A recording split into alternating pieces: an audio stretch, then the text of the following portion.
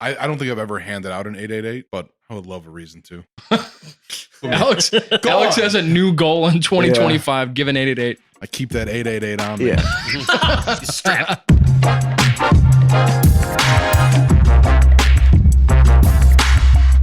Welcome into Unstable Discourse, baby.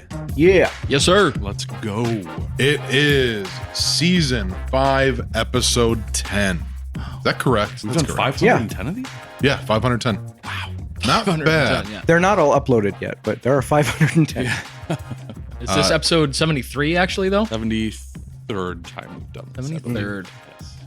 That is That's true. Cool. And 50,000 listens or downloads. That was cool. 48,000 of those are Jason. Yeah. So thanks to the 10,000 other people that listen. Or 2,000. However your math works. It's Yeah. fine. Yeah. It's hard to figure out, but Yeah. we'll get there eventually. Most are Jason. I don't know if it means anything special, but like when you get to a certain point of views on YouTube and things like that, like it changes your status. I don't know if 50,000 downloads means anything for a podcast, but it is very cool. It was a cool That's cool. milestone to hit. Yeah. For sure. Thank you all for listening, by the way. Thanks for getting us to 50,000 listens. Mhm.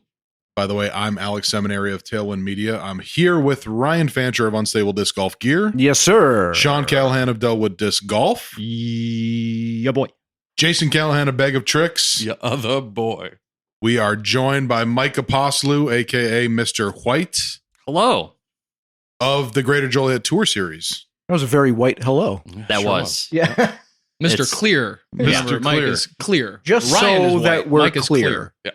Yeah. I was trying to go the Reservoir Dogs route. Mr. White is a super cool nickname, Yes. but Mr. Clear still works, and it is even more you. So signing off on Mr. Mhm. Clear. Yeah. Mr. Clear, Mr. Clean. Those are kind of, I have too much hair there's for a that. joke there. Yeah. Yeah.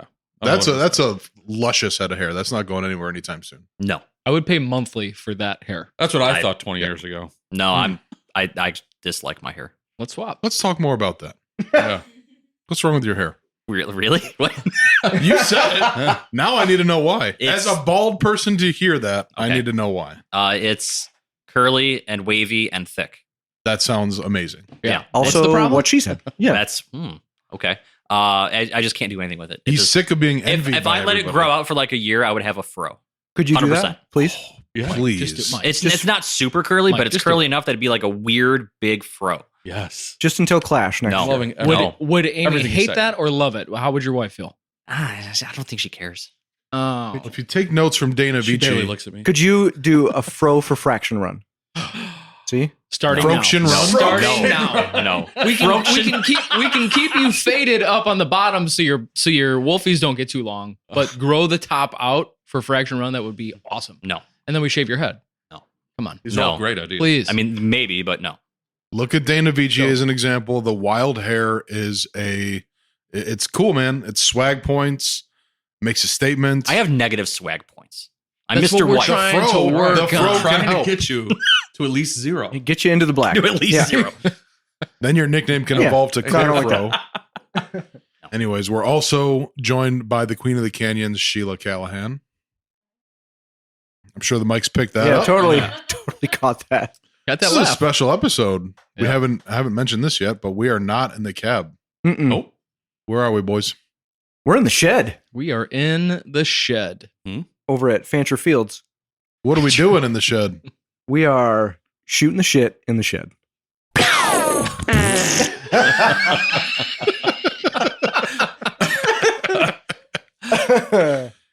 That's It's good. cool in here, man. I knew you were gonna do a good job with it, but like, I surpassed the expectations. Oh, well, I mean, I feel like I could live in here if there was plumbing. Does anyone else feel like they're on the set of Home Improvement? Or like Tool Time, the show? Yeah, I was Yeah, waiting yeah, for yeah. something like open Yeah. the door Definitely. and hear the Okay. Definitely. There's the a theme lot song, of tools yeah. around here, a lot of really serious tools. There's a lot of sharp cutting implements. Yes. Yeah. If you got a rainwater collecting system Mhm. and just installed a urinal that just drained out of here, you could live in here. That's I all you probably would need. could. The gutter on the south side is cut specifically, and I have an extra like wide drain for it so that I can put a rain barrel out there. I just haven't done that yet. Yeah. I thought you were going to say it was cut specifically so you could pee in it. Yes. I mean the Y adapter. Yeah, I could make that work. Okay. Yeah. Mhm. Why not? Yeah. Put a little pee trap on there. Little plumber joke there. Yeah. What was that? I get it. Good. Yeah. Come for the disc golf talk and stay for the plumber jokes. Yep. Speaking of disc golf talk, we got a lot of cool things we're going to talk about in this episode. If you're new to the show, usually we have a guest and we cover like one big topic. That's sort of the ethos of the episode.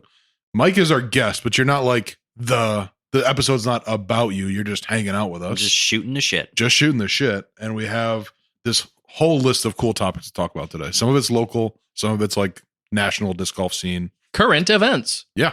Am I the first repeat same season guest on Unstable Discourse? Yes. Put that in the lore book. Gotta Yeah. be. Yes. That's Fair enough. cool, Yeah. Michael. He did a little white dance there. You didn't see that. No. Yeah. It's a good thing this is just an audio Oh, format. yeah. Yeah. Negative swag.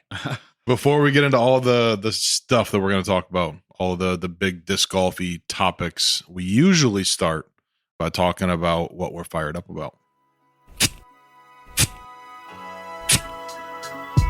Fired up. That was a match. You were striking matches, weren't you? Yeah. Hell Or yeah. lighter, Uh-huh. but it was fire. Yeah. Okay. There That's was fine. fire That's related. Maybe good. there are options. I'll give it to him. Yeah, that's Going great. back. Yeah. I thought of that about 2 minutes ago. It works. Nicely done. Loved it. Who has something they're fired up about? Sean raised his hand. Yep. On an audio Give it to him. podcast. Yeah. Sean C., you can go. Speaking of lore, we have had J-Town lore for the past 6 years or so of a little project everybody refers to as the prison course. Dude, I got to play it today. This morning, Big Cat hit me up last night and said, "Hey, we're playing tomorrow. You need a redemption round," because yesterday morning we did a Travel Canyons log. By the time you hear this episode, you'll probably see this over at Frank Grimes Disc Golf Course. And I played terrible. So I need a little redemption round. And he hit me up and he says, "Dude, we're going to the prison course." Went and played the course. I went into it with low expectations so that I wasn't disappointed. gotcha. Because everybody that's involved, I mean, if you talk to any of these guys, if you know Mr. B, he's super hyped. Nick Barron's his son, super hyped. Big Cat has been going out there helping him out, spending a lot of time on the course. So I didn't want to need to chop it up. And I was nervous because I knew that I would be 100 about it. Mm-hmm. And there was no need because they have, I mean, again, this has been like a 5-year project for them. So they have definitely taken their time. Over these 5-6 years, I've heard so many different stories. I haven't been to the property in 4 or 5 years. Talked to Mark about it at length a few times in that time. Like on a podcast? Very much so. Yes, as a matter of fact. We have talked to Mark at length about it. I finally got to see where it was at. And I was thinking that it wouldn't be where it needed to be, but it 100%. All I kept saying to Mr. B was these fairways look like a fairway that I would be playing on a course that's fully on new disc, fully ready to go. I was very, very impressed with the amount of work that was done. I'm hyped. I'm as hyped as those guys have been talking about this to me to finally have seen it. True gold? True gold for sure. I can't remember how many par 4s. I think there were 2 par 5s and maybe like around 5 or 6 par 4s. Ooh. Par 66. A level of golf that we don't have in our area. Wow. Topography that we don't have in our area. That's one thing I do remember about it when we were out there Yeah. last was the elevation. Yep. That you don't expect driving through there. You're like, no, there's no way. And it's all there. Yep. So For anybody listening, if you've played Cam 2 out in Moline, there was a couple holes that were it very much reminded me of Cam 2. Where it was like, we always joke about no flat, dry ground. Which flat is dry fun. ground. Yeah. Super impressed with what was going on out there. I made my way out there once and I remember having a very similar feeling. I was taken aback. I could see all the work that was being done. And once you started to just stand at where a tee pad was going to be, and look at the fairway and look at the lines. You were out there for the Parks workday, right? Last year. That was more than last year. That Was it? was maybe it was last year. I think it was last year. I think Big Cat looked it up and it was last year because he was trying to remember when that was too. Yeah. And we were watching some of the clips Yes. from that too. I can't wait to see where it is now. Mhm. Is it at the stage where they like how far are we from like tee pads? Is there parking? Like what else is left between now and the finish line? I was texting with Mark today, telling him my thoughts and kind of congrats on where it's at right now. From what I understand, they're going to be doing turf tees. When? I don't know. I think baskets will be soon. As far as everything else goes, like cutting of the fairways, there were maybe like a couple of tiny little nitpicky details that could be done. But other than that, ready to rock. Last year when I went there, which was not just last year, I think it was in like February or March. It was like a year and a half. Yeah. I want to say he had like 7,000 hours into the project at that point, and Mr. B had like 3,000 hours in at that point or something like that. Sure. So here we are a year and a half later, gotta be what, 15,000 hours put into this thing, if not more, I would guess. Yeah. Maybe maybe my math is terrible, but either way, even if it's 10,000 hours, like, which is what it was a year and a half ago, it's still insane and amazing. Yeah. Yeah. I hope that they took your confirmation as like a little bit of motivation, because I know it's been going on for so long. You couldn't possibly be that excited for that long and not have things come to fruition. Yeah, right. And so I hope that you talking to Mark, especially because I know how Mark can get about things, like as a little bit of renewed vigor to finish it up and to keep pushing. Right. Because if it is what it sounds like it's going to be, game on. Yep. I mean, the last thing I said to him was just let me know when I need help to get those turf tees in. Totally. So, dude, I know some dudes that have put turf tees in. Have put some turf tees in. Yeah. I know it's not. That was done. really good, by the way. That was really good. Didn't want to interrupt your thought, but Yeah, go ahead. You did. Great job. Interrupt my thought to compliment me anytime. Yeah, okay. All right, good. Seriously. I know the project is not done yet, but I hope that all the people who You have, smelled good earlier. Thank you. Yep. Let's talk more about that. That took me 2 seconds too long to figure out why you had just done that when he literally had just Now said you it. smell awful, but Yeah. earlier. Yeah. You I smell didn't know great. what happened in the last hour. Every dude who showed up to a work day, whether it was once for an hour or, they kept coming out. It is so cool to me that it's like you got to leave your fingerprints on this thing that is going to be epic. That is like legacy project. It's like potentially changing the face of the greater Joliet area disc golf scene. Like, No doubt. your fingerprints are on that project if you showed up to work at least once. Mhm. And that's freaking cool. Oh, the one time we went out there were 40 or Yep. more dudes out there just all getting at it. So You they're- wouldn't even believe how that fairway that we worked on that day. 13 or looks now. 14 or whatever it was. I don't remember. That is hole 11. 11. Okay. now. Okay. And the hole that you and I, when we were there by ourselves, It was just 5, I think. 6. 5 or It 6? ended up being Okay. 6. Okay. And that hole, like where we were working, is now where you land from the tee, and then it goes for another 350 feet, Oh, 400 shit. feet up the fairway. Okay. I mean, like I could talk about it for an hour. I was throwing slower speed discs, my type of style, and having to hit gaps. And it wasn't Good. just big bomber. Like anybody that's thinking like gold level, oh, that's not meant for me, is like, nah, it's meant for you. You just have to learn how to play golf. Love that. Yeah.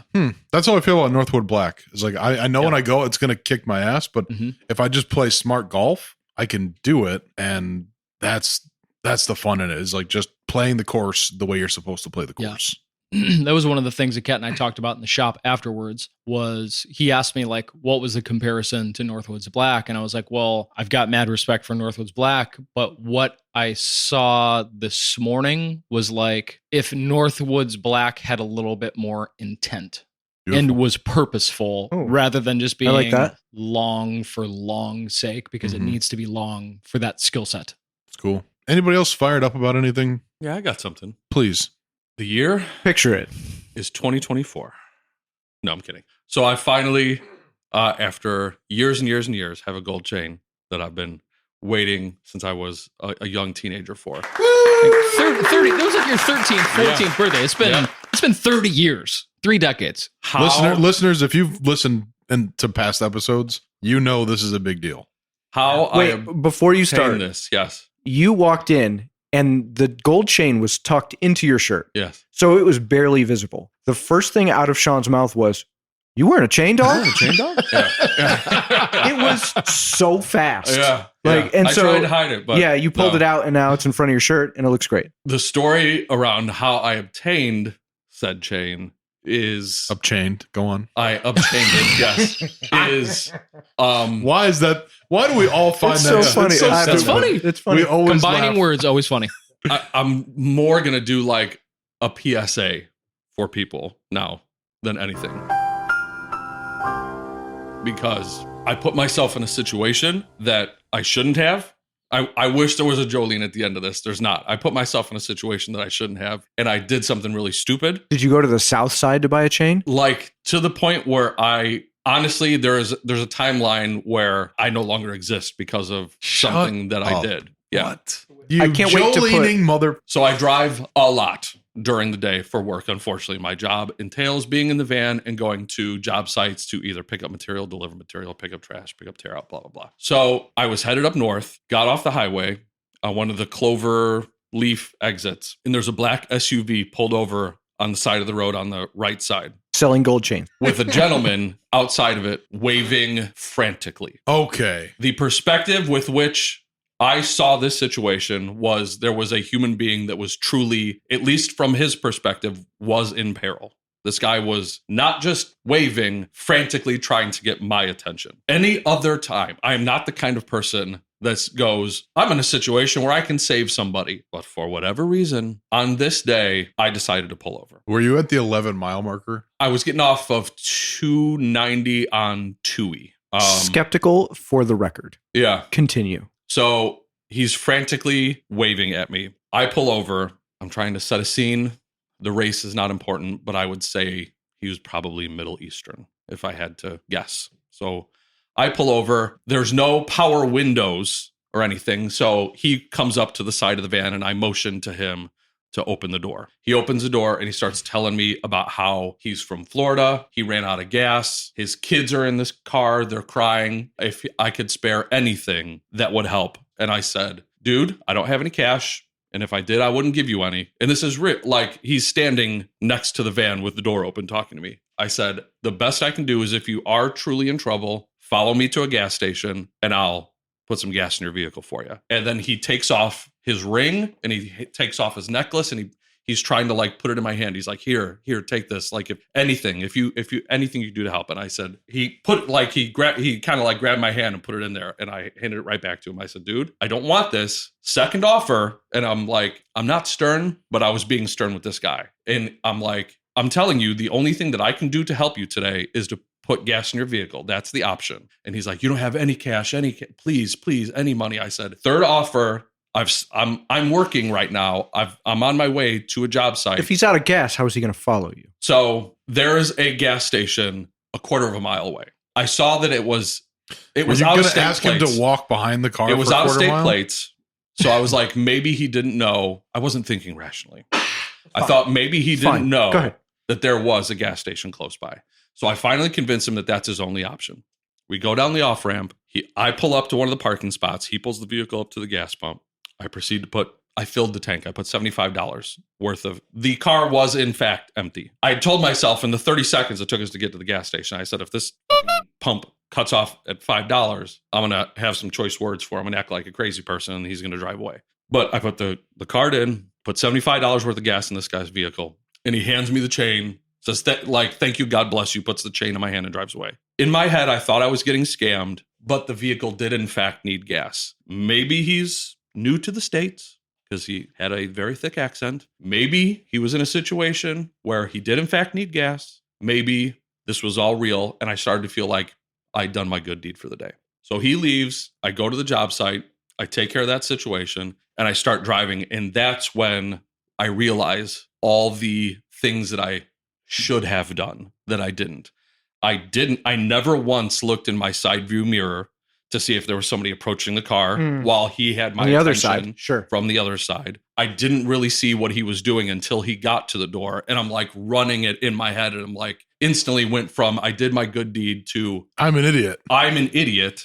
I was totally just set up. And for whatever reason, in my mind, the setup, even though this is stupid looking back on it, I thought that he had put some kind of like tile tracker on the van as he approached. The thing was to give me the chain, follow me somewhere, Steal beat it my back? ass and take the chain back or something. I started getting in my head about that's what the setup was. That's When why I just see a became part of it. rusty white piece of shit van, I think That's a that's target. the dude. That's Yeah. the guy. Yeah. So regardless, Dude's got money. Yeah. that's what I started to think that I was part of. I have like a good 40-minute drive back to the office, and I cannot even tell you. It was probably every 8 seconds I was checking my rearview mirror to see if there was a black SUV behind me, because I just got it in my head that was what had just happened to me. Even though I thought I did something good, I immediately changed. It was like, oh my God, I'm such an idiot.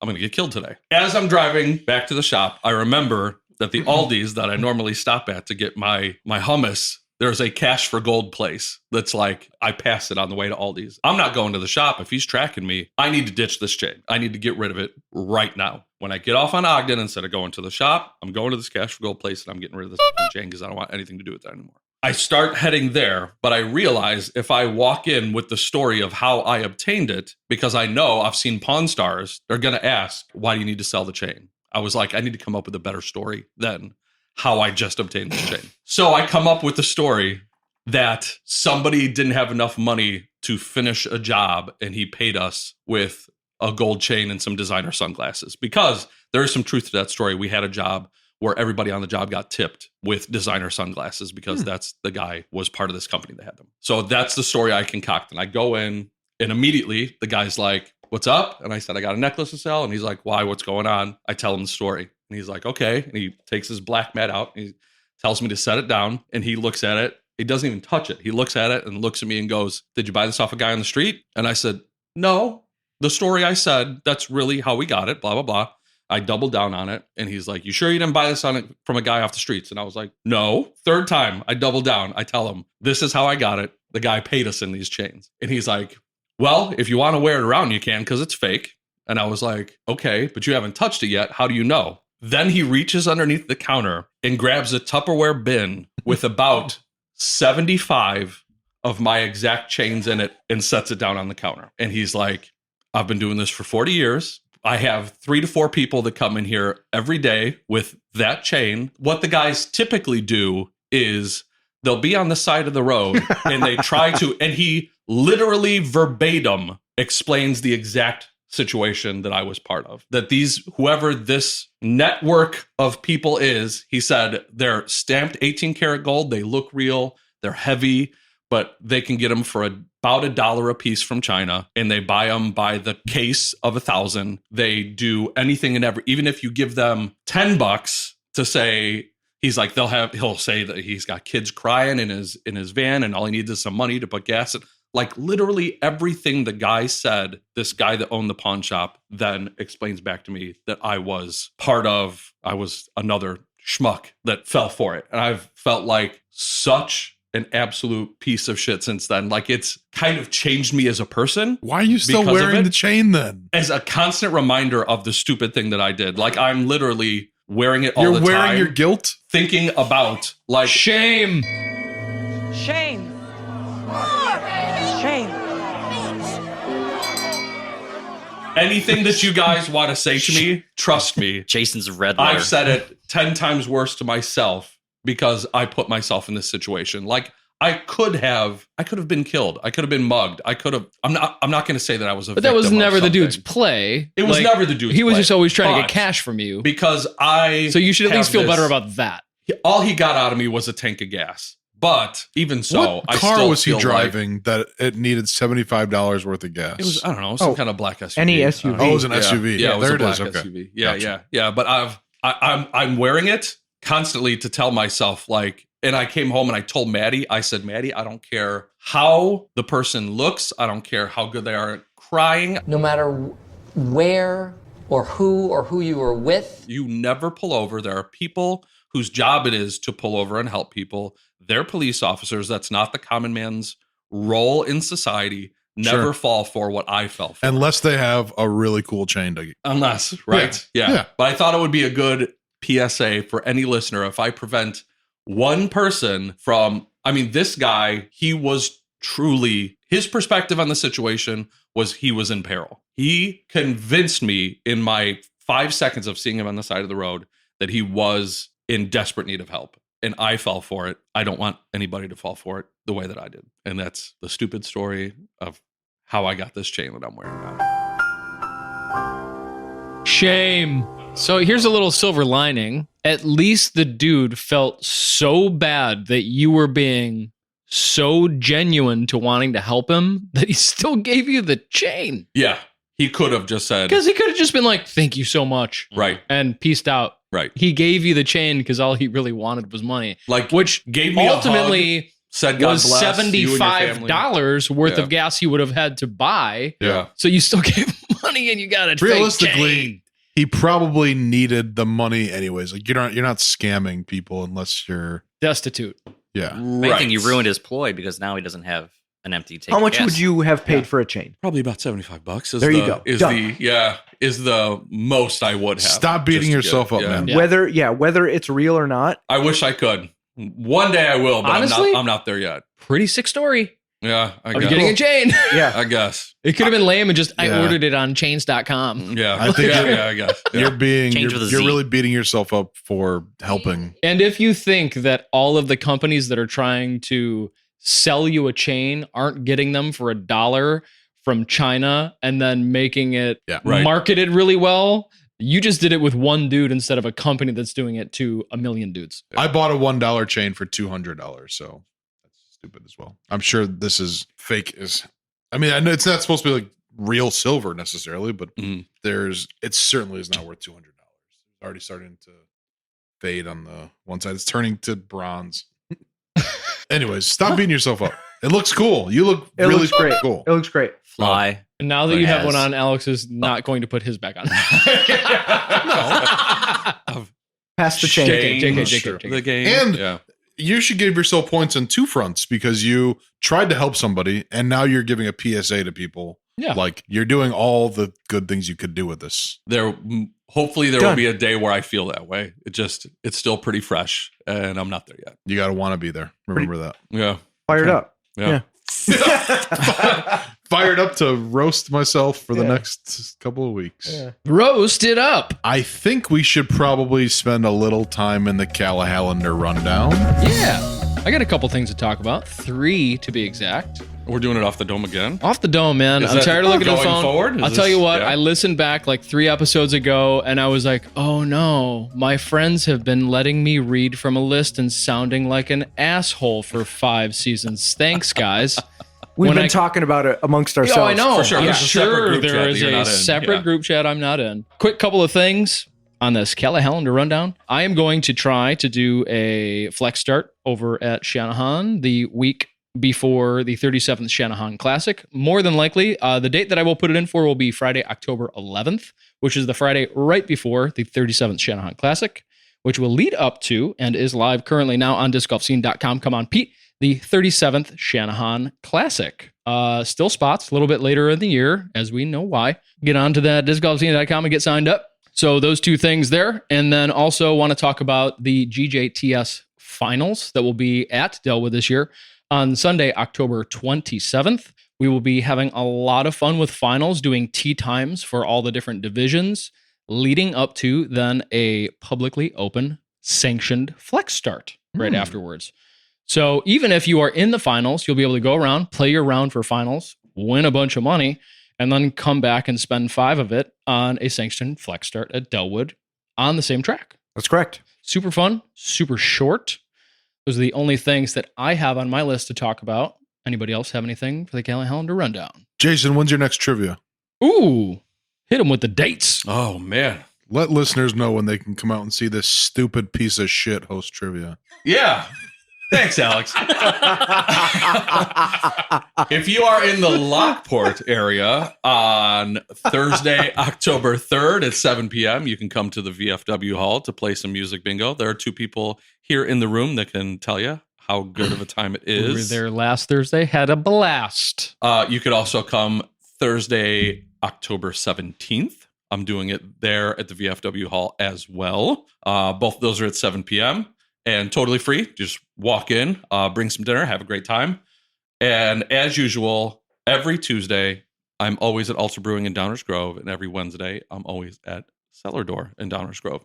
And both of those events are also free. If you want to reserve a table at Altar Brewing, I definitely suggest that you do that because it is limited seating there. And anybody who wants to do that can reserve at trivia@altarbrewing.com. All you have to do is let them know how many people are in your party and what you want the party named, and they will make sure you have a table. So feel free to do that as well. Thanks for the shout out, Alex. You're welcome. All of this unofficially brought to you by discgolfscene.com. Michael Only. Peter. Con. Peter. Perfect. That was great. That was weird. I almost said while everyone else was saying discgolfscene.com, I was going to say alterbrewing.com. Nice. All right. That is a wrap on the Callahan Rundown. And we're going to take a quick break. You're going to hear from our sponsors, and we'll come back with the gin and juice. We'll be shed back. Hey, dude. Ready to play? Yep. But first, you got to see how totally dripped out my bag is. Ugh, don't say dripped out. That is an insane amount of pins. I got them from Nina at Disc Golf Pins. These pins have Riz. Okay, definitely don't say Riz. They're great, but why so many? It took this many to take my game from Skibbity to Sigma. Now my disc golf game is mad lit. I'm gonna get so many good... I'm gonna go play somewhere else. The pins are great, but don't talk to me until you're done being so sus. Negative aura, bruh. My bag is mewing. DiscGolfPins.com. And we're back. And it's time to get into the gin and juice. Wait for the song. Okay. It feels more Snoopish in here now that there's two chains. And a neon sign. And yeah, I could see that being yeah. Snoopish. Chain, chain,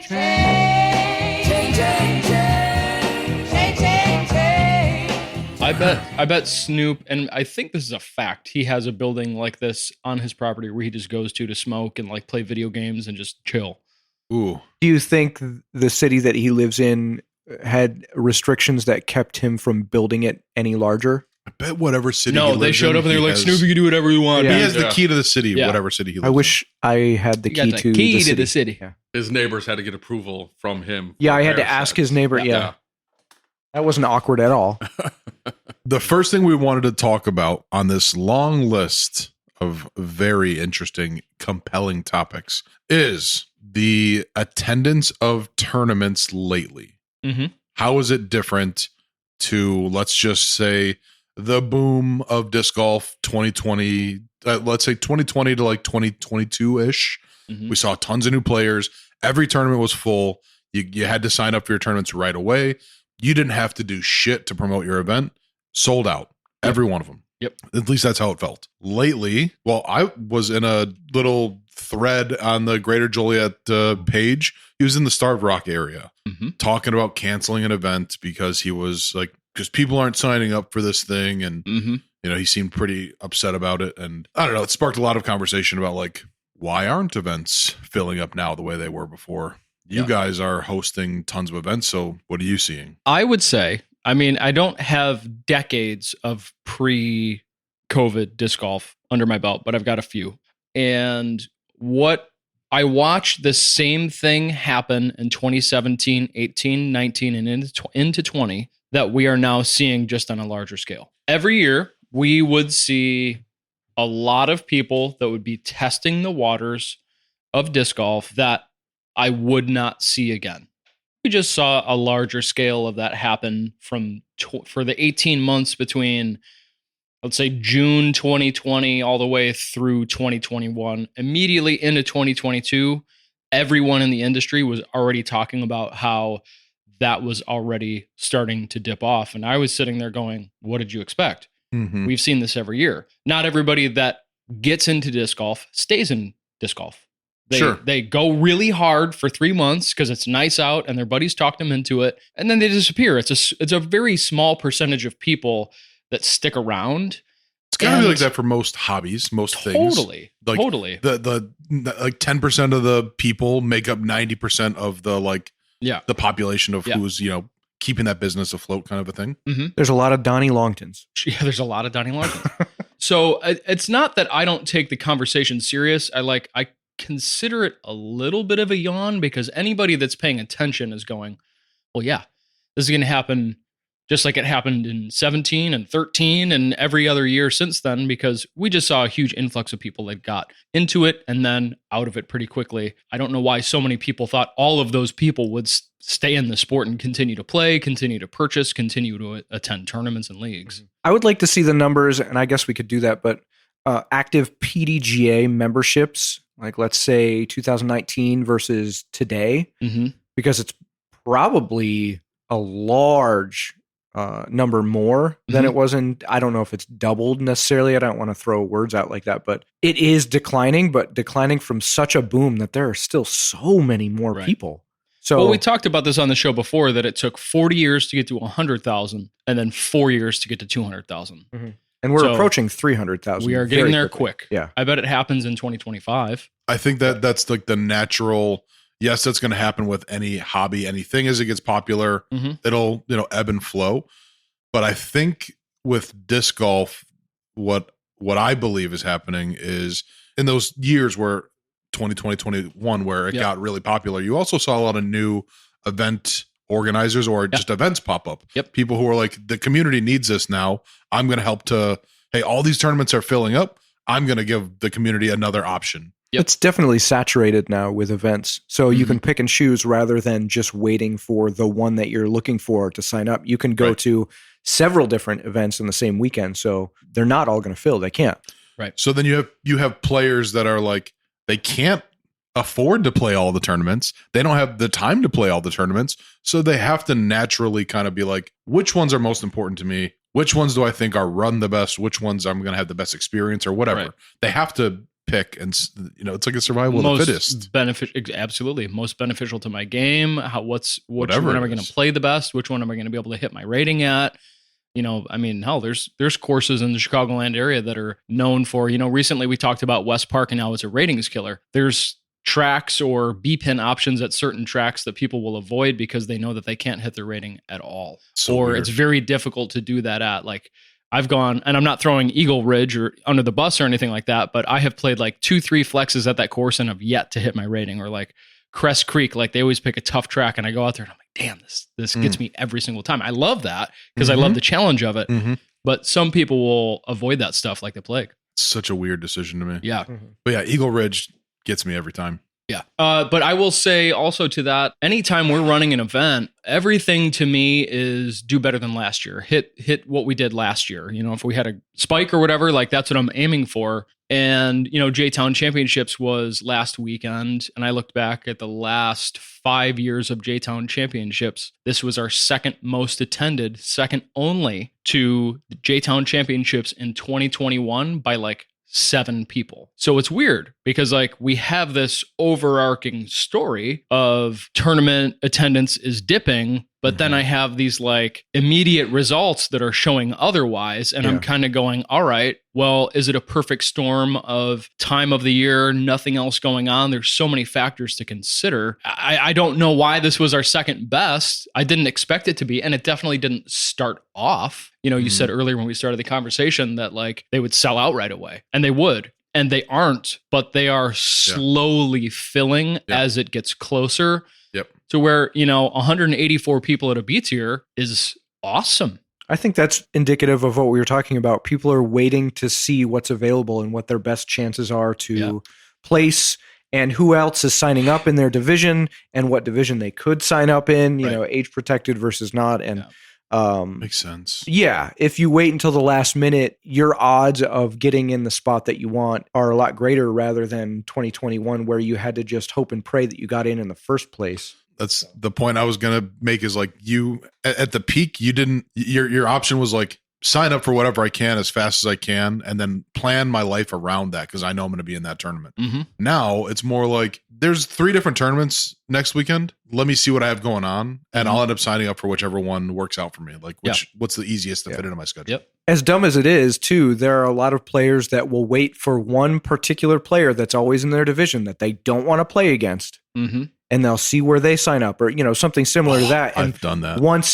Once X player has signed up for this tournament, they're like, okay, now I'm going to sign up for the other one because I was waiting for them because I don't want to play with them. It's dumb, but it's an experience that they're paying for. Sure. Yep. So I'm not even mad at it. Like if it's something that's not, if you're not going to have a good time, then why would you sign? You don't have to be here. You're choosing to be here. Right. Over the weekend, we did do a little bit. I say we, it was Sheila. We said, okay, we're pretty proud of 184 people at a B tier. And mind you, second day, it rained the entire day. Okay. Everybody that attended was looking at the weather and they knew exactly. So I fully expected between Thursday and Friday, 20 or more refunds with X excuse, right? Yep. And I always refund, even when I know that they're refunding just because they don't want to play in the rain. Sure. And not only did that not happen, I think there ended up being one on Friday and it was legitimate, or so I'm choosing to believe. Nobody did it. And everybody showed up day 2 with bells on. And I can't give credit enough to our disc golf community that is so hardcore. And a course like Highland in the rain, like I can't think of a local course that would be more difficult to play in the rain than Highland in the rain. And how many didn't show up day 2? 2 or 3? Maybe 2 or 3. Out of 184, right. I'll take 2 or 3. Yeah. I thought that was phenomenal. So day 2, as we were sitting there in the rain underneath the tent and the van, we were like, okay, let's think about this. Like, where do we actually rank in attendance globally? Because for the weekend, the PDGA is not necessarily great at providing this information, but if you know how to find it, shocker, you can find it and you can filter the information and see. So we looked at 47 B tiers and 9 A tiers globally. We were the 3rd highest attended tournament in 56 tournaments, A's and B's all over the world. We were the 3rd highest attended. Why? That's a weird question to ask me because I don't like. No, there's too many variables. There's a lot of variables, and I'm not a guy that's going to suck my own dick. But Jason, will you suck his dick? Sure. What I do know, I am sitting in the room. I'm sitting in the room with my entire team of people that I listen to, with my entire team of people that I work with. We take this serious. That's the answer. I would say just the amount of time that we take, the care that we take in making sure that the experience is great. Yep. I would like to think that that's why that we're not just running another tournament where we're getting together and going, hey, here's the track, see you later. Yep. I have heard some horror stories from well-known disc golf hubs in the States, well-known TDs and their extension team members that has just been like, wait, they did what? Like you paid for what? And you showed up and it was what? Mm-hmm. So we care a lot. We are there, rain or shine, to put on a show, to give them the experience that we feel like they are there for, to give them player packs that are going above and beyond that Ryan slaves away and makes for us. I think it goes back further than that. Like the thing that I've been dying to say is I see sometimes in these Facebook groups, people promoting their tournaments. The flyer is a Microsoft Word document. Clip art. It's just text on a white screen. Right. And I'm like, 2007, I'm sure people were just like, cool, there's a tournament. That's got all the information I need. Right. Now you see that and you go like, dude, you have to go really hard. Who's going to sign up for that tournament? When you have organization like yours, where there's graphics, there's branding, there's a vibe, there's a feel to it. It looks cool. Before you know anything about it, it just looks cool. It looks like something you would want to be a part of. Yep. If you're not starting from the care that you guys put into like brainstorming to find the fonts that are going to make this, that are going to define the look of this tournament, like the logos, all of the colors, all that stuff, that's part of the player's experience. It's part of like the culture. Yeah. And if you're not thinking about those things, I mean, players are. Yeah. Players definitely are. Definitely are. And to know that your events are still doing great, players are not going to always. I mean, they're going to go where their like gut tells them to go. I think it was a perfect storm of. I believe everything that you guys have just said about how we've been putting things together, but also not to take credit away from J-Town and the club and J-Town Championships, which has been running for quite a long time. And it's got a big history. So there's already an aura about that particular event. Mhm. And then once you couple that with what we've been doing, like it's why wouldn't you sign up Mhm. for something like that? And I think Shanty Classic is the same thing. And we're going to find that the signups are going to be pretty much in the same situation 100%. because it is the Shanahan Classic. 37 years that tournament has been run, and people expect what we've been doing, and they're going to get it again. I've said it before. I'll say it again. To me, a tournament is songwriting. The entire year is an album that I'm putting out and going like, this is me in this time. This is my team. Sure. This is us in this time. This is what we are writing. And you can either like it because you're into that genre or it's not for you. And that's okay too. Man, that's such a cool perspective on it. I mean, I've watched, I've got to give Mike so many props. Nah. For 2 years, he has been our frontman, even though he would never tell you that he is the lead singer of a band. Ooh, He no. truly is. Not with that hair. He, No. Bigger. Right. It needs to be bigger. he is the first to show up. He's one of the last to leave. He gives every single player meeting with the first one and last one with the same amount of Dad jokes. pizzazz Energy. and Energy. I see makes everybody informed and want to be there. And it's important. it. Mhm. The level of importance of those player meetings and making people feel like you're about to start something that we have worked on for 12 months. This isn't just a set of holes that you're going to play that you've played a billion times. It is this section. And we are Yep. providing this section to you to make it feel unique so that you have an experience. And that starting with Mike giving a great players meeting, and he's been doing it for 2 years solid and killing it. The thing I So think about integral. is like you're not playing Highland or you're not playing Shanahan or whatever it is or Frank Yeah. Grimes. You're playing the J-Town Championships. You're playing the Shanahan Classic. Right. Right. That's what I think of when I just do what I need to do. So, I love that you think about it that way, though. but yeah, it's the event. You're not playing a course, you're playing the event. Right. It's so cool. So you need to know these things about the event. You need to know what's going on. Is there a branch you need to watch out? You're not playing this hole or whatever it is, or, whatever rules we have in place or OB or whatever, right? Because it may be different. And that And- affects your experience. And we Right. had plenty of that to deal with on Saturday. Yep. I mean, there was a bald face hornet's nest on 17 that was low enough on the right-hand side that like you could have bumped your head on if you didn't even see it coming. So we had to get into action and go over there and spray paint a circle around it and, give people relief from this area and put it out in the instant message to live scoring. And then he had to change up his player meeting. So, I mean, it's very much a stage, and we are managing this show that is happening. Mhm. A branch came down. We had to try to get that branch down completely, or we were going to have to omit that hole, which is a whole thing that we had to do. Mhm. Change up the track on the fly, send a message, get back to Mike, have him update the player meetings. Because to me, if one person ends up not being informed of something that they need to be informed of, we fucked up. Totally. When you started talking about it being a stage and everything is considered, Mhm. it made me think about the experience Jason had at Nicki Minaj. And Mm. I know that sounds funny, but like seriously, they had an opportunity to turn you into a fan. Yeah. If they gave you a show that was like thought out and you had an awesome experience, you could have left being like, I'm a fucking Nicki Minaj fan now. Sure.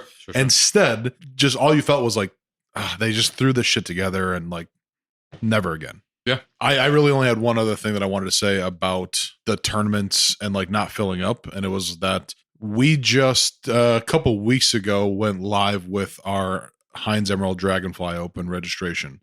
And I was nervous because after the first couple of days, there's 72 player spots. Yep. And I think only 20 of them were filled. You get nervous when like you want to see at least half of the field fill up like after registration goes live. Mhm. So I was like, let's see how things go. I'm not really involved. Like I'm not doing the promotions. I'm not doing anything really. Like my Mhm. job is to show up on the day of and like document and like film. Mhm. So I've just been trusting my team to kind of do what they need to do. Then I start seeing the Pinas, George and Dave, promoting that event like every single day in one Facebook group or another. Yep. Nonstop. Every day I'm seeing a post about it. Yep. And I'm just going, well, they keep putting it out there. And I don't know if it's working because I wasn't paying attention to the registration or anything. I was just like hoping that it was working.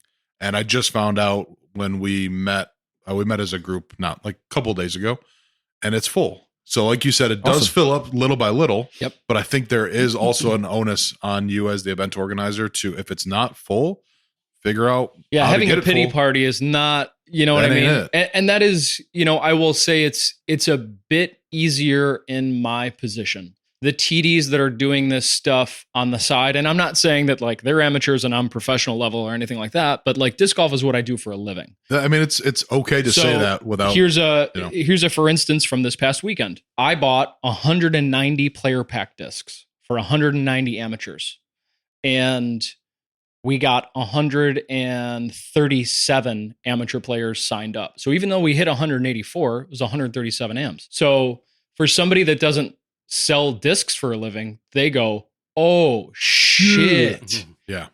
I just spent $600 to $650 on discs that I don't have someone to give them to get compensated for that cost. We simply said, okay, out of 190, we needed 137.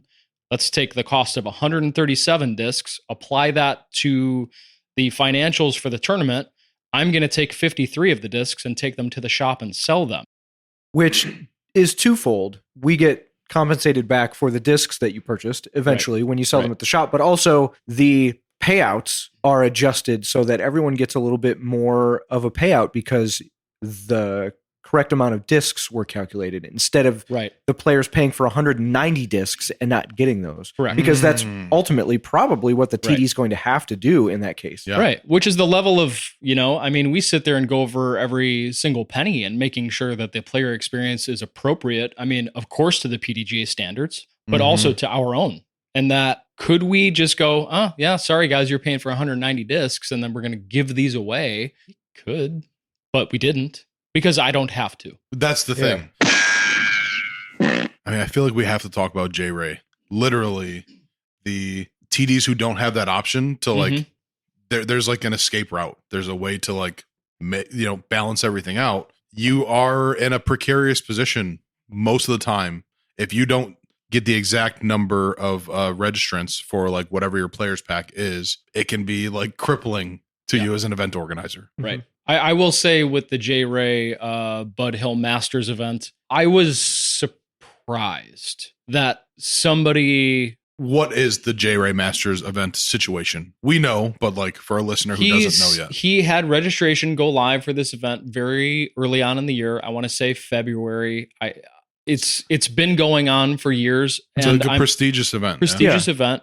I'm sure it's sold out. It's like a Ledgestone type of thing. Yeah. Like you sign up very early and it's a coveted event. Yep. Sign-ups to the tune of like $26,000-ish. $150 a person. Yeah. $150 a person. And then when it came time to put the show on, he just came out on Disc Golf Scene and said, I don't have the money because I had to use that money to fund me even existing out on tour and doing my thing. And I'm just going to be straight up with you. I don't have the funds. We're going to have to figure this out. I'm going to liquidate my inventory. I'm going to do whatever it takes. People got really nasty really quick. I'm not here to be judge and jury on it. Like the dude definitely screwed up. I think the most upsetting thing for me is that in his original post admitting all of this, he had mentioned that he had done it many times, many years before, and it has, quote unquote, always worked out. Right. And this time it didn't, which immediately was met with the wrath of the internet saying, this is a Ponzi scheme that you are doing. Yeah, that you are funding other things with our tournament funds. And now that it doesn't work out this one time, sorry? We're left holding the bag. No. Right. Yeah. And so I think I get it. We're in a position where we don't need to do that. Right. Everything is funded for us. It doesn't. We use each of the funds from each of the tournaments to pay for the things, just like you would think would happen. I get it. I just have a hard time with the back and forth of, yes, but he's a really good dude. Yeah. Being a good dude doesn't factor into this. Come into this. Yeah. He could be the best dude or the worst dude. I mean, go ahead. Yeah, what he did do was commit a fairly serious crime in the eyes of the law. Whether you like him or not, he needs to be held accountable. And I don't, everyone is wishy-washy on, well, what's the PDGA going to do? Well, the right thing to do is to suspend him from running tournaments, which is what has happened to many tournament directors for not being able to fund far less, not being able to pay their players back, et cetera. And it's usually a monetary issue, but that just needs to happen. And I'm not saying indefinitely. I'm not saying an amount of time, but and unfortunately too. I mean, I would think a guy like J Ray, I'm sure he's got enough of a loyal following of people that would still support, but dude's definitely lost a lot of street cred. That's a bummer, but a reality of making those series of decisions. Yeah. Like that's just how that's always going to end up. So I would be surprised to see him doing that anymore. I'd be surprised to see him try to do that anymore. Yeah, right. But I will say some of the first conversations that I had about this once it was public was more like, I just go and, everything for me is like, well, what's the solution? Or like, how could this have been avoided? Right. So I'm looking at the last 5 years of us running tournaments and us doing like pretty big things. We run 8 to 10 tournaments all year long. End of the year now for 3 years, we've done $15,000 in payouts, cash, even to amateur players. Added cash. Yeah. And we have been able to fund that through all of the things that we provide and the fundraising that we do. So it was almost more baffling to me that a guy like J Ray, that like, whether you know him or not, he's somebody that you have up on a pedestal of somebody that's been around the block, somebody that's got a lot of street cred and has been doing this a long time. Like, how has this guy not found the same solutions in, I'm going to give him 20 years to our 5? I found out that I don't believe he is employed by Dynamic Discs. Yeah. He's more of a sponsored player, but has his own like rolling store type of situation. But whether anyone likes it or not, Dynamic Discs or he or anyone else, he's kind of the face of Dynamic Discs a bit. Like he is in that realm. And so when you think J Ray, everyone on the internet was like, well, I bet Trilogy's going to pick him up on this and back him up. And Jeremy Rusko was posted up, or I don't know if there was an interview or if there was a message that was like, basically like he's on his own, like he's not employed by us. We're looking into it, but we're not helping him. Some pretty easy solutions to stay away from where he was. And especially at just like one event, or that amount of money over the entire year is pretty doable because I do it. And he and I have the same job, only I have a building and he has a trailer. To hear that he wasn't able to kind of do the things that are necessary to making something like that happen, I was kind of like, oh, what a bummer that like that's not a solution for him. I think on the subject of solutions, I wonder if he's considered, he said he's going to liquidate his whole inventory and everything. He's going to make things right. But I wonder if he's considered just giving gold chains to all the players. Jesus Christ. The whole audience just got Jolene. That was one long Jolene. Wait, did you guys put this together? Yeah. Alex and Jason? No, Sheila just showed me on the phone. What if J Ray gave out chains to everybody? That was good. I do know. I wish I had the details. Maybe Sheila can pull it up quickly. So the event is back on. It seems like, where is his name? Matt Lloyd and Soar Disc Golf, SOAR Disc Golf. Tyler Searle is stepping up in a big way to still fund it with a donation from Soar Disc Golf. That's incredible because they're just throwing money at an event to make sure that it's still happening, and then to still offer refunds for people that maybe have, since the J Ray information has come out, have changed their plans or canceled flights or whatever it is. Because I know that there were people in J-Town that were signed up for that event. Yeah. Bad start great ending for people to swoop Yeah. in and still kind of save What a the way day. to do that and be the good guy and promote business. Totally. I mean, how many eyes are on this event at this point? And then Right. and I know that wasn't their point. Like, we're going to save the day and look like heroes. Right. Like, they did it because they needed to and they could. Sure. Right. But good on them. And I hope they reap the benefits of doing that. I do wonder about the ethics of it. He did kind of what he had to do. And I imagine running a business in disc golf 20 years ago was like, you had to Is that kind of do accurate? what you had to do. Are we accurate with that? Who knows? I don't know. But Yeah. I do think the ability to make real money in disc golf is relatively new. And I think running events however long ago, we'll just use 20 years as an example. I think there probably had to be some amount of like being crafty with your budgets and doing kind of what you had to do. So I don't know if I feel like what he did was unethical. I mean, you throw the term embezzling into the conversation and it's like, yes, what he did was illegal, but I don't know if I feel like it's unethical. I feel like it's more like an old school disc golf guy doing kind of what he's had to do for a long time. And it was always like the system was working. Again, I'm not saying that what he did isn't wrong.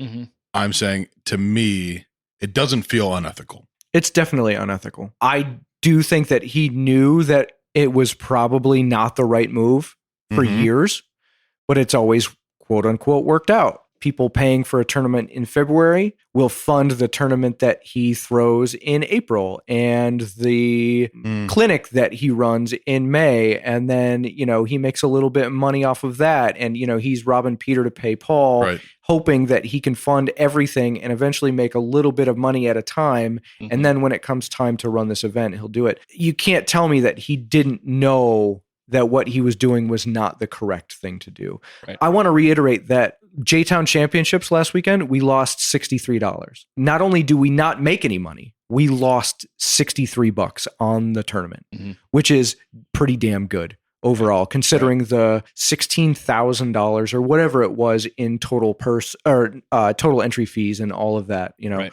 And so we're not making money, but we are not taking money, which I think is the point. And it's probably difficult to make money running tournaments consistently, but it's very easy to break even if you're doing it right. And for him to take money, I just think good guy or not. Yeah, it's pretty rough. Doing what we do. I mean, I do exactly what J Ray does. I would never put myself in that position. Yeah. There's a lot in this. The one thing I want to end with is that his last paragraph. If you have any questions or concerns, please don't hesitate to reach out to Tyler or myself. I am currently working at the Tim Selensky U.S. Masters for my full-time job as operations and logistics manager for the PDGA, but I will get back to everyone as soon as possible. Thanks for signing up to play Bud Hill Masters. So he works for the PDGA, and he's the new TD. So I wonder if PDGA was like, hey, go do this. I say props to them. Could this be another situation? I mean, the PDGA and a lot of other people have a lot to lose if disc golf looks like it sucks.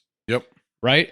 I picture it, you might be right. I picture, though, like a Mike Ropika type dude where he's a state coordinator and he is a face for the PDGA, but he's also just a tournament director. And he was like, I have an opportunity to help. Yeah, he volunteered. I wonder if, the PDGA had said, hey, dude, take over, or if he was like, no, I can do this. Mhm. Either way, I think they're both good situations in that case. Yeah. Mutually benefited. I have beef, and it's serious beef. It's infiltrating my life at this point. This cat merch situation. First off, Mike, do you know what's going on? I know there's something with coffee, and then it was something weird, and then she made an apology. I don't know anything else. Okay. Do you know who Cat Merch is? I've just heard you guys say the name. I have been a big fan of hers from like, I don't want to say day one, but like as early as I've known her, really liked like everything, like her vibe. She just seems awesome. Yep. I'm like sad that I have this much beef, but like the situation is she released a line of coffee called Cat's Crack Coffee, each starting with the letter K. So Did she release it? Wait, I don't know if she released it, but like she changed the first letter of those three words to KKK because her name starts with a K. sure. Okay. So Whether it's a real product or not, she insinuated that was like the brand of whatever this thing is or isn't, but like, ha ha ha, it's KKK. That to me is just like in poor taste. It's immature. It's like not a reason to be angry. I'm just looking at it like, that's a young person who thought they were doing something clever, but ultimately, like, it's just in poor taste. However, the thing that really pisses me off is that people got upset about it, and then she made this apology video where she was like, "I'm sorry if I hurt you by doing this. I'm sincerely like, so I didn't expect people to react the way they did. So sorry if you were offended by what I did." And it was like to me, it was doubling down on the childishness of it, like insulting the intelligence of the people who were like, because I don't think anybody was offended. I think they were just like, hey, that was kind of dumb. You probably shouldn't have done that. And like, that's about it. Mm-hmm. And then she made it about like, oh, are you triggered? Are you like a little sensitive? You're triggered. And then all these other like douchebags are in the comments being like, these liberals can't handle anything, and just like making it about something bigger revealed so much ignorance and people rooting for ignorance. And it made me look at they put a spotlight on the disc golf community that just made me be like, I can't believe that there's this many voices like that. Too often in disc golf in general, politics is dragged in every post we start reading the comments in. And it just gets to the point where I'm like, it makes me care less about some of the social media posts that I see, because I know that when I see over, let's say 20, 30 comments, that it's gone down a road that I'm like, what does that have to do with this? Yeah. Not in her post, but many others where it gets very political really quickly and yucky. It's the reality of any social media thread. Yeah. Was it just clearly a publicity stunt? Like, you don't do that without that being the intent. I don't think so. I don't think her post even, like, I don't think you put anything on social media unless you intend to get reactions. 100%. But right? I don't know when she posted that up that she had thought that there were 3 Ks in it and put them together. Like her name is Kat, starts with a K, and then she put crack coffee and put 3 Ks because her first name starts with a K. Mm-hmm. Like, she didn't think, I'm going to do that because it's KKK and let's see how far this goes. I think she did it and then immediately realized once all the comments came up and said, hey, that was dumb, and she deleted it. And then they just kept coming. I didn't see the apology, but if her attitude was, I'm sorry if that offended you, that is the worst type of apology to me, because it's putting it on you. Yes. I'm sorry that you were triggered by this. Right? No. Right. A sincere apology is taking ownership for what you've done. Doesn't do it. That's the part I have the most beef with. Yeah. But then in general, it's like, why does everything have to turn into... Sure. Yeah. I want to believe that there was I guess I saw a little bit of, maybe call it snarky response in her video. I want to believe that there was probably a little bit more embarrassment than anything. And I hope that this situation for her is just something that she thinks of in 10 years when she's laying in bed going, oh my God, that's what I did when I was only however old Kat Merch is, because she's still very young. I pulled over to my next question. Yeah, I pulled over to the side of the road and I helped this dude. Yeah. And right. But that's exactly what I could have been killed, but I got this necklace. If she would have just like apologized sincerely and been like, sorry, I get how this looks. I regret it. That's it. She could look back at it. But I wasn't aware of this. Here's where my mind goes immediately. When I am on Instagram now, it seems like half of the reels that I see are the memification of 9/11. Right. That was our generation's Pearl Harbor. It was a devastating day. It's still pretty fresh. It was just over 20 years ago, but it's already become something that we make jokes about for internet clout. Mm-hmm. So if she's in that generation, not trying to draw the line there, but I'm saying there is something about that age where you kind of live in this zone where you're going to push that envelope. And totally. She knew it was going to put eyes on her that might not have been on her before. Totally. That is 100% where from an outsider's perspective looking in, that's all I can see in this situation. Here we are talking about her. Exactly. It worked. Right. You know? I'm not mad that it's KKK. I'm not mad that it's like, I'm not mad that she's making light of some situation. I'm Like, I get there's a strategy to getting views on social media. It is being right on the line. I get that play. I respect that play. When you act like you didn't know what you were doing, Right. and you're snarky and you're like, I'm sorry if I hurt you. Yeah. You Uh-huh. at that point. Uh-huh. Like, it's like if I came out with an energy drink called 9/11 Explosion, and I'm like, what? I was born on September 11th. It's just my birthday. I didn't even make the connection. Right. Again, this is not about being offended. It's about it's about the apology. But Yeah. it's just like it's how insulting to pretend like people don't know what you were doing. Yeah.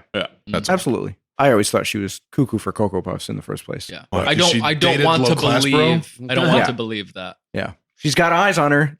None of them Got that she eyes. wants. But Yeah. congratulations. I hope it's just something that she can look back on and go, "Oh, shouldn't ever do anything like that again." Speaking of that, I've seen several posts in the last actually 3 weeks on friends and disc golfers that are posting on that kind of shit and like doubling down on some incredibly like vulgar shit to the point where there's one dude, and I won't mention, but next time I see him, we're going to have a sit down. You're a better man than I am because I've just been unfriending people like crazy. Oh, I've already done that. I've just been like, But I like, don't know you personally, and I see your stupid shit in my feed. We're done. yeah. And if I do know you and I see that stuff, but we don't hang out in real life, we don't need to be Facebook friends. Yeah. Like, no, I you're feel done. like we are in a unique position with this particular individual, to quote Clay Bilefus, that we can be a little bit of an authority figure in a good way, like a little bit of, hey, I'm going to be dad for a second and I'm going to sit you down and I'm going to show you what you've been doing. And this is not the path that you want to walk down. I don't care what you believe in. You believe whatever you want, but you're going too far. I wish we could sit a lot of people down and not chastise them for their beliefs, but hey, maybe just close Facebook if you don't like something, you know? The post about habitual DNFs came up in the Greater Joliet page, and I think that was one of the more controversial posts up, but everyone was fairly respectful in that. We need an overview of the post. What's the gist of it? The overview was, what should we do about habitual DNFers? There are two general rules. You can 999 them, which is an injury or something of the like, where a player cannot finish the round for whatever reason. Basically, if they tell you that something's wrong or they can't finish, you get a 999. It's respectable. It's whatever. And the other one is an 888, which means you did something bad. You did something to either try and alter your rating or not alter your rating or manipulate the game in some way, benefiting you by dropping out. 888 is explicitly a disqualification. Right. So do we 888 habitual DNFers? I could read more if you guys want. Sure. There's a page from, and this is from January 3rd, 2013 on the PDGA website titled Ratings Manipulation Addressed. I mean, it just goes off of, like, the second paragraph starts, while most DNFs result from obvious and legitimate causes such as serious injury or serious unavoidable situations, some have also been attempts at manipulation, which were clear to fellow competitors and staff. And it goes on about talking about what to do, like what's an 888 or what's a 999 and stuff like that. So, like, it's not a new thing. Right. Totally. But they had to clarify it back in 2013. Right. Because it was an issue. The general idea is if you leave in the middle of a tournament for one of these reasons, you're going to get punished for it. Your rating it's going to affect your rating. Or there's one that's more that's like, hey, shit happens. No worries. You're not going to be penalized for this. Right. If you get 999, which is the injury or whatever, the excused absence, we'll call it. Even if you finished round one, you get a rating for round one. You just get a DNF and nothing basically happens. If you get an 888, your rating is penalized by 5 points, unless that would put you in a lower division, in which case it only subtracts the amount of points, which would put you just before that lower division. So if you're trying to manipulate your rating so that you bump from MA2 down to MA3 so you can start to bag MA3, which how would you even get far enough to think that far ahead to be able to do that? Who knows, but it eliminates that issue. So my question is, who cares? Right? I don't know of a situation, and I'm asking, maybe the group in the shed doesn't know, but like, in what situation would dropping out of a tournament be a detriment to the entire tournament itself or any other players except the player that dropped out? There's plenty of examples of that. Schlitter had a great comment about that on the post. Mike, are you by any chance on that? Like, do you have that post? See, you're filling a new role on the show now. You're the guy who looks shit up. Yeah, you're stat Mike Mando. Stat Mike, though. But all I can figure is unless that player decides that they're going to skate and not tell anybody and they get an 888 for whatever reason, and there's only 3 people on the card. So now the TDs have to scramble to put someone else on the card, right? Because you can't play with 2 players. That's the only situation that I can think of that would put anyone else in any kind of disadvantage. We have a guy who's DNF'd. He's just walked out of multiple tournaments of ours. He doesn't say anything. He just leaves. And all of a sudden the second round starts and you're like, last year at the Heinz Emerald Dragonfly Open, there was a card of 2 players. And I was like, we didn't know that until they were out there and the guy didn't show up. And then it was like, well, there has to be at least 3 players on the card. Otherwise, a tournament director has to like walk with that card the entire time. Right. An official. Yeah. So now instead of me filming the event, I'm walking with just these 2 players to make sure it's legitimate. Yeah. And I also didn't know about until they were like a couple holes in. So even the first couple holes that they played, like I didn't get out there right away. So that very much does affect the whole event. With that exception, that's the only thing I could think of. And usually in that case, it is an inconvenience, but we quickly resolve it by throwing those 2 players on another card or having somebody drop back or whatever it is. So we resolve that. And I get that. That could be a problem. But otherwise, like what advantage would that player have by dropping out? The only thing I see is just like them losing credibility every time it happens. And that's on them. Right. Otherwise, I don't see it. I have never given an 888 in my career. I don't plan on it. I don't like the repercussions of doing that. And then the relationship that I have with that player, whether, it will likely result in something bad. I don't habitual DNFer keeps doing this to you. You'd still never 888 him. It's already happening now. It's already happening. I'm giving 999s to people that don't deserve it because I'd rather not be a cop and have to go down that road and deal with the repercussions of giving that person an 888, because I've had conversations with people in the shop that have received 888s. And this is like, a year ago or 2 years ago, and they're like still peeved about it. I kind of just told them like, hey, there's going to be TDs that are going to take certain stances, and that's the way that it's going to be. I take the stance of like neutrality because I don't think that it should be up to me whether or not that person gets punished. There should be something built into the PDGA where they are dealing with it and they can kind of be the bad cop while I'm just providing the information and they're going, okay, wait a second. I mean, yes, the PDGA has got a lot to deal with and they're not combing every single tournament looking for the 999s and who did what, right? I totally understand that. I don't like having to be the bad guy. Again, going back to my earlier statement, I'm there to put on a good show, not be a cop and say, you're getting punished. Like, I don't like the situations where TDs have too much power. That doesn't result in anything good, whether you are saving one person from making them finish or punishing them by 5 points or 4 points or however it works out. Can I expand this a little bit? Yes, please. First off, did you find Schlitter's comment that isn't any good? Okay. Hold that for 1 second. Holding. Is there anything that a player could do during an event or to you that would make you 888 them or some other form of repercussion? Like you're just not allowed. You're not allowed. Oh yeah. If it was like a thing where things got carried away or belligerent or fighting or something like that, 100%. Okay. But just I will also say almost every instance that I am thinking of where I have given them a 999, they have sent me a message later, stopped by Tournament Central and said something like I'm leaving early, or I'm not feeling it, something like that. Maybe not directly to the tournament director, which again is this instance where it could go to the, the head of the head tournament directors, I'm going to smite this guy because I don't like how he handled it. Or, it's just, I don't like that. I don't like that sense of power. Is there instances where I would give 888s? Yes. Is leaving early from the event one of them? No. And that's whether or not they told me or not, I would still give them a 999 because I don't know. I kind of want to put that on the PDGA a little bit. I don't know how that could be implemented, but I don't want to have to be the bad guy over somebody else's poor decision. I mean, that's just not what I'm there for. A thought on that. Why not just limit the amount of 999s a player is allowed per year? Well, that's pretty Still reasonable. a PDGA thing.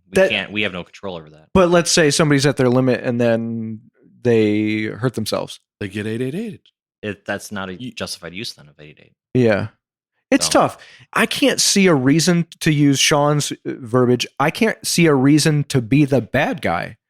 If somebody isn't feeling it and they don't feel like talking to us and they just take off, other than having the situation where there's only 2 guys on a card, whatever it is, I don't care. Yep. It doesn't affect the tournament in any way. They've already paid. Yep. They're not getting a refund. Like, who cares? I don't know. I get there's a lot of dudes. I think there were a couple comments that were like, yeah, I've 888 people and I will do it again. Read Schlitter's comment. Mike's in his own. He's in Mike land right now. I don't know what's going on. The Right. spider distracted me. Yeah, find that Schlitter comment, please. Hi, I have it. Go ahead.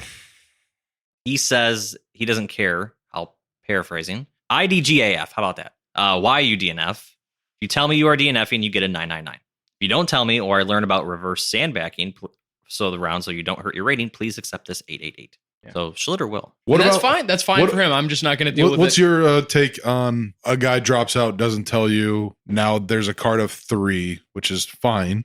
However, that card of 3 is now waiting on every hole. Yeah, it doesn't matter. Doesn't matter to you at all? Don't care. I mean, that circumstance can happen because of so many other things and will happen because of so many other things. Fair. I wish that rate of play was easier to control, and it's just simply not. We've Mhm. covered this on previous episodes where there are people that play slower. There are divisions that play slower, and that's just the way that it is. I'd sooner give people penalties for playing slowly than leaving the tournament early, but still wouldn't do it. Right.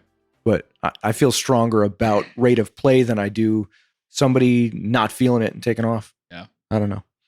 Okay. I think I would 888 people before Sean would, for sure. But I don't see the point.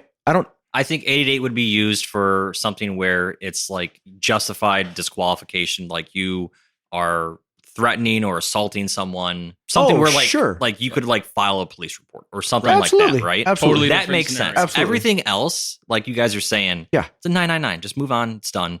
Because like Ryan said earlier, you are going to get yours because there's eyeballs on everything. And there's Yeah. people watching everybody's every move. And there's posts coming up. Whether or not those people are being named, they're still being shamed. Yeah. And that's enough for me to not have to be the bad guy that decides you're going to get this because I'm putting my foot down. Like, I'm just not that guy. I love putting my foot down. Mhm. Somebody's a pain in the ass at a tournament or is just like making things harder and not being cool about it, basically. I don't think I've ever handed out an 888, but I would love a reason to. Anyone that Alex has a new goal in 2025. Give an 888. I keep that 888 on me. Yeah. Strap. anyone that has walked off a tournament and not said anything would probably not in their minds even consider another person, let alone the person running the event. Mm-hmm. It's not something that enters into their mind. And that's why I dismiss it so quickly. Like, Mm-hmm. they're not thinking, I'm going to this TD when I leave. No, Ha, of ha, course ha. not. Yeah, They're right. thinking, I don't want to be here anymore. Yeah. I'm going to leave. And I'm the only person that matters and everyone else. Correct. Right. That's it. Yep. And And- that's why they need to be 888. Speaking of the PDGA, these membership price changes. What's the deal with membership price changes? I gave it a once over, so I'm not the expert to like introduce this. Mhm. I'll give a butchered version of it. Sean, Ryan, Mike, anybody feel like they really Yeah. clearly know? I got the email from PDGA. Doug Bierkus had a video that was like 2 or 3 minutes long, explained everything. And got a lot of flack for it, by the way. And I Oh, don't get that, but go Man, ahead. I'm Yeah. so tired of people shitting on the PDGA. Yeah. They've got some things that they could work on, But at the end of the day, I've said it a million times, they are the thing that legitimizes our sport. And unless you are going to start a new operation that does that at the level that they are doing it, please kindly shut the f- up. Yeah. Please. Shut the fuck up, please. Shut the fuck up, please. I would also venture a guess that most of the people that are talking shit have never ran any kind of organization. Anything at or all. built anything. Or run a tournament at all. Bet you a lot of those dudes have walked off without telling people. I though. have had Same a dude. very unpopular opinion dude. for a long time. I think that we aren't paying enough for our PDGA membership. So break it down before you get too deep. Yeah. So basically what they did was they said, okay, and I do have an opinion on this as well, and we'll get into that. They said that the PDGA memberships are not changing. For a junior, it's $30. It has been. For an amateur, it's $50. It has been. It has been for how long, too? A long Years. The long- cost of long years. everything else has gone up. 15 Correct. years Except plus? Arizona Iced Tea and PDGA memberships. Right. Correct. 2007. 2007. Professional 17 membership, years. $75. Wow. Hasn't gone up.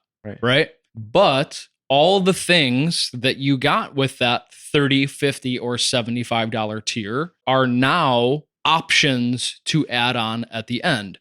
So, and this is what I wanted to say, there is a little bit of an argument to say that, well, it did increase if you still want all the same stuff. So Sure.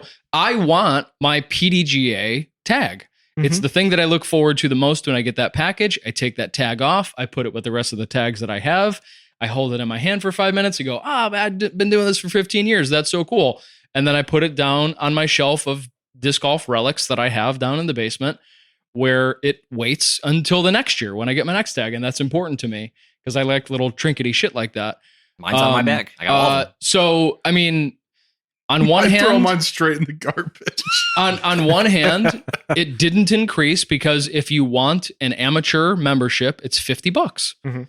If you want the seasonal magazine, it's an extra 10. If you want the membership package, it's an extra $25. You get the disc and the mini. So really, the that's the thing that PDGA I'm- membership has increased by $35. What I don't know if it's specified is your first sign up, your initial sign up. You got a disc. Do they still do that, or is it every No, year For if you want a disc? For $25 now, Okay. you get a disc and all the other things. Yeah. And they were, what I will give them credit for is that they immediately put up a survey, and I mean, they were right on it. As people were commenting, they were responding and saying, hey, take the survey. Take the survey. If you have something to say, this is not the place for it, which is huge for the PDGA to do that, because how often are they getting thrown under the effing bus in the comment sections on all the posts they put up? And they were just like, nope, take the survey. If you got something to say, that's what the survey's for. So I thought Sure. that was great. That was cool. For the extra $25, I do want to say that it was listed as a disc, which I would imagine would And change. I think a disc and a marker,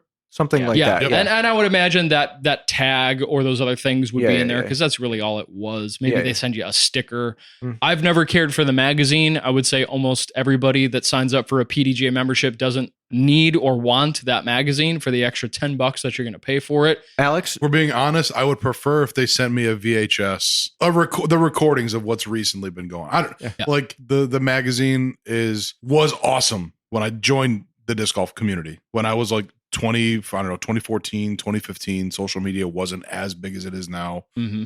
I loved having an official thing that says this thing we do is legit. Here's the news. I thought it was very cool. Yeah, when we couldn't find that information Right. immediately Instantly. when we opened up our phone. Yeah, it was cool when I was younger. It I was was getting cool. like, oh, this was Yeah. happening all around Yeah. the world, Yeah. and it was. And This is for me. I Right. love it for the people that Yes. have a stack of them that are going to collect them and give them to their kids. That is and, cool. and that's cool. you can still do that. You can totally still do that for an extra $10, which I think is fair because I'm in the camp of we aren't paying enough for this service. Sheila has a question. Sheila? Sheila says that they think they are going to send the magazine digitally for those that aren't paying the $10, which at that point, I am never scrolling through a digital file of Disc Golfer magazine But- ever. if you don't want to pay the $10, then you're getting the same thing you got last year. Like you're still getting the magazine. Right. You're still getting everything you got.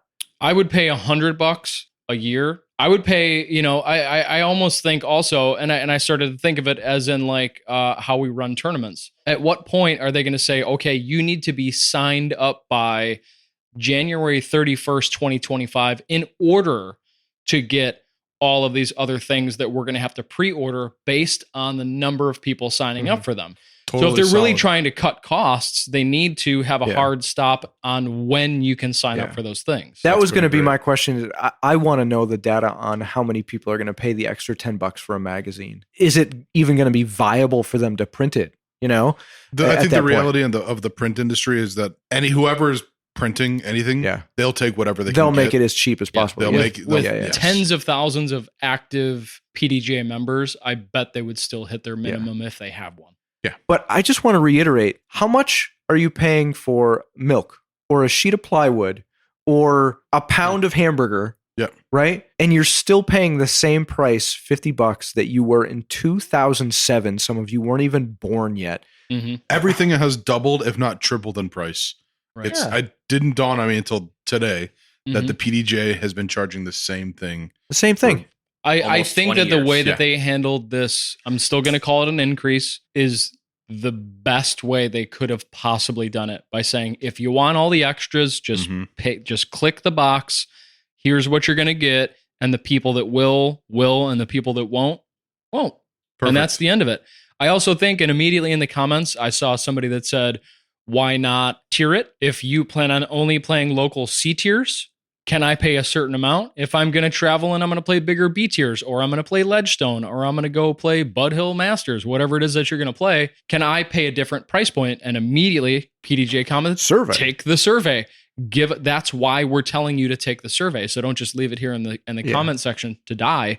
But they don't get as an any idea. points if they just take the survey. And how do they know if their comment was any good? Yeah, they don't Sure, feel sure. validated. It sucks to see that happening literal real time as that post was coming out, because people do need to feel that validation. But hopefully they can take some of the information from that survey and come up with even better ideas next year on how they can make it work for more people. Because if you are just going to play C tiers and you're just going to play flex starts, I know a ton of guys that exclusively, like Josh Stoyak comes to mind. He's the first dude at every single flex start that I do, and he only does those. He'll maybe play one other tournament. Is it reasonable for his PDGA membership, just attending those, to be cheaper? I say, yeah, why not?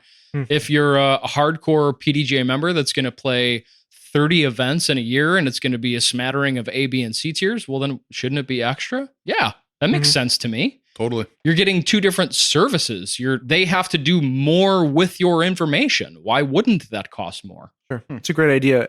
I just can't believe that I opened up that email and it was the same price. I was sure it was going to be $75 and $100. Yeah, but that's my Same point, number I is had that in mind. it isn't. Yeah. It's Right. I don't want to use the word disguised, because I don't think that the PDGA was trying to dupe anybody. No. But the price increased by $35. No. No, I it don't. No, it did not.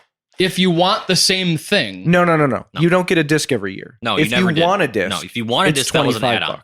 Right. If anything, it increased by 10. they minimum. called it I can't remember the exact term, but it was like player package. Sure. Yeah. Something like that. You don't get Yeah. a player Member package every year. package. That You was get it the basically first always year. an option. package. There Yeah. you go. Always an Thank option you. to pay that extra money and get Yeah, that. yeah. The disc. Yes. Yeah. But not all the other stuff. So I I think the only other thing that we're talking about here is the magazine, and maybe I am just really in fear that I'm not going to get my little metal tag. Well, I will pay $25 to Mike, get that metal please. tag. There is a thing that says, why did Tell I us, Mike. receive a member tag when I renewed? It says in the FAQ. Yeah. Starting in 2025, member tags will not be sent to all members by default. Stay tuned for information about a you member go. tag drive in 2025. I'm that level of nerd. I'll pay $25 for that tag. Sure. wow. Good for you. Yeah, and you I should. probably would too. And because I can't out of one side of my mouth say that I would pay more, but then not pay $25 for the thing I want. Because I'd pay $100 if I included all of it. And I wouldn't even sweat it. Honestly, I'm probably just going to say for the lifetime membership. It's $2,000 and you're done. Right. That is a bold choice. How many years do you have to have your membership to break even there? Well, 40. 40. Yeah. And you're 35. you still be playing at 75 with that head of hair. John Cleveland is. You'll still be playing at 75. My take on the price No, increase. and you know what? By then, who knows if it will have increased Right. twofold. Nope. And I've already been a member Still for 20 $50 years. bucks. Hopefully, like we do every year with our tournament costs, they are able to take that $30, $50, or $75 price point, Yeah.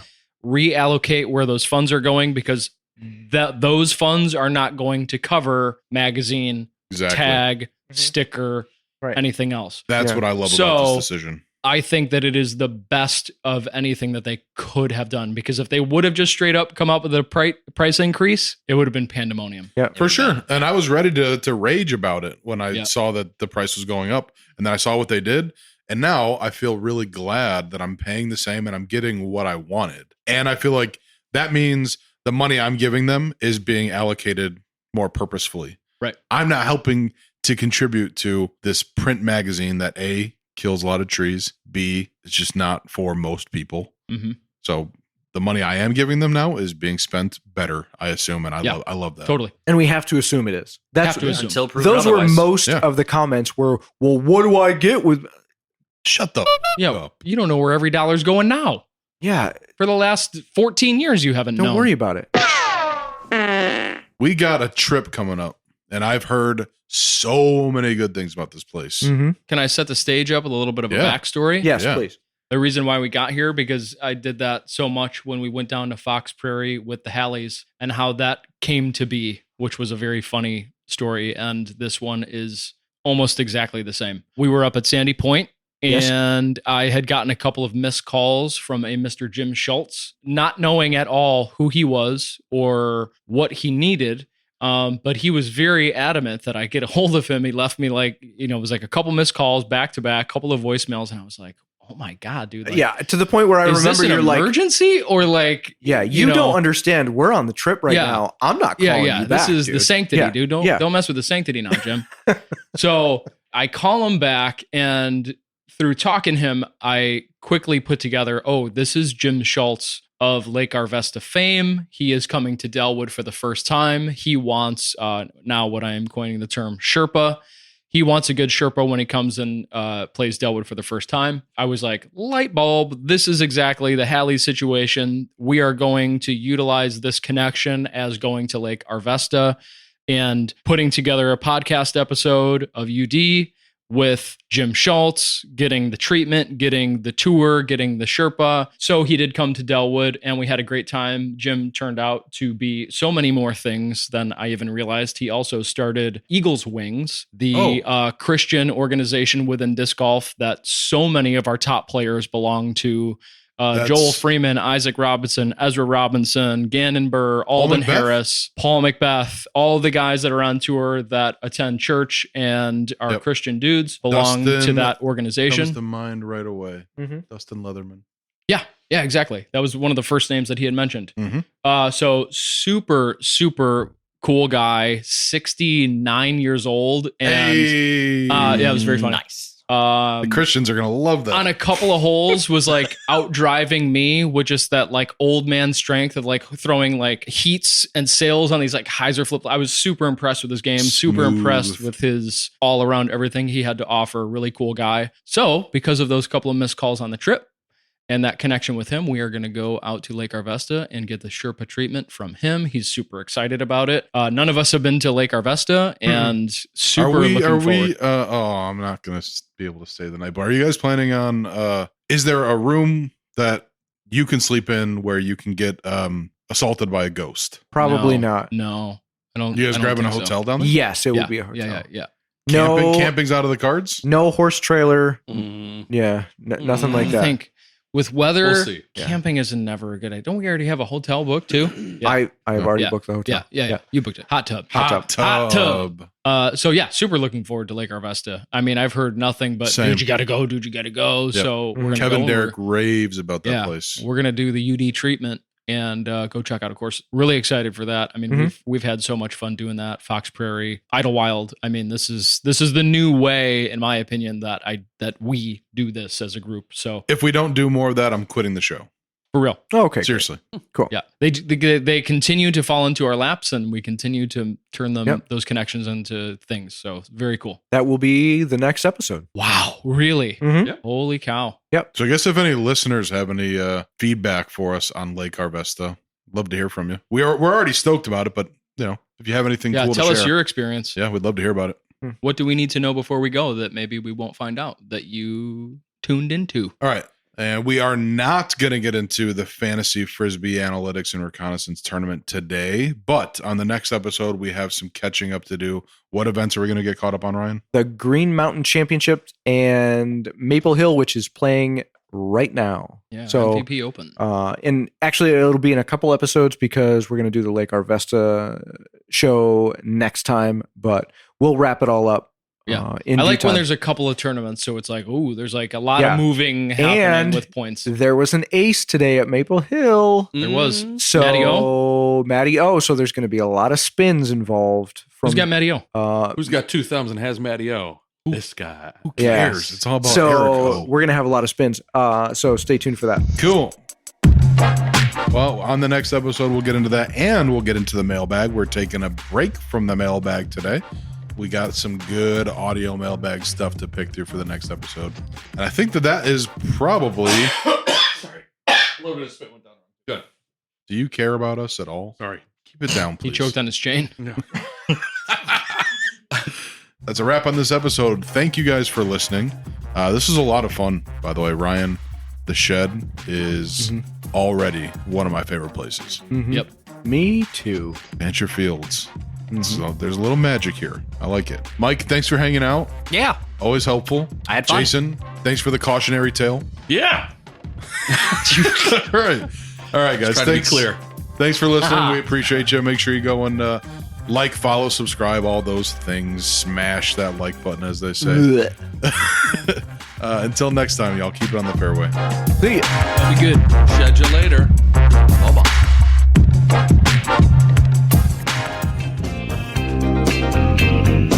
Unstable Discourse is produced by Sheila Callahan. Edited by Ryan Fancher. Beats provided by Alex Seminary. And produced in association with Unstable Disc Golf Gear. Look good, feel good, play good.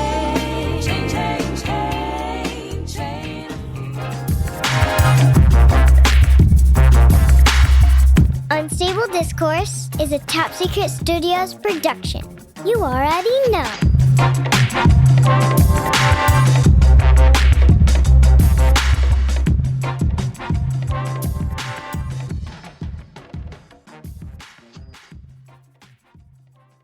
Put a little P trap on there.